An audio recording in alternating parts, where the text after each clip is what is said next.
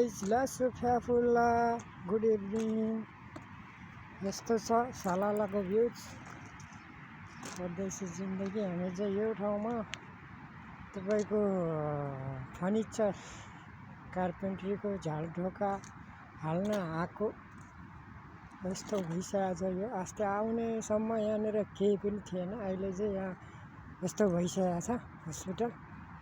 र हस्पिटल हो, तीनटा बिल्डिङ एउटै जगमा चाहिँ तीनटा बिल्डिङ बनिरहेछ यहाँ।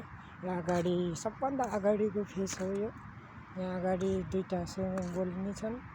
भित्रको नि म एक दुई दिनमा हालौँला गाइज। यस्तो छ हेर्नुहोस् सलाला। यता छेउमा चाहिँ बन्दैछन्। हामी चाहिँ यहाँ कार्पेन्ट्रीको झालढोका हाल्न आएको। यसको हाइट छ 7 तला। एउटा तलामा तपाईको 40-50 जति 8000 ढोका छन्। 8000 एउटै फ्ल्याटमा। हजुरहरूले हामी हाल्दैछु। यस्तो छ, यस्तो भइसक्यो। अस्तिसम्म केही पनि थिएन, अहिले चाहिँ यस्तो भइसकेको छ गाइस।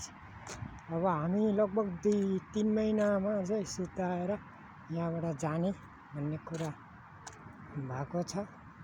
यहाँको हाम्रो कार्पेन्ट्री फर्निचरको कम्पनीको म्यानेजरले 3 महिनाभित्रमा चाहिँ यो सबै सकाएर चाहिँ यहाँ अर्को साइड जानुपर्छ भन्ने कुरा भएको छ। अब अन्तिममा आइपुगेछौँ। यो हो घर बिल्डिङ नि एकदम अन्तिम तयारीमा छ है गाइस।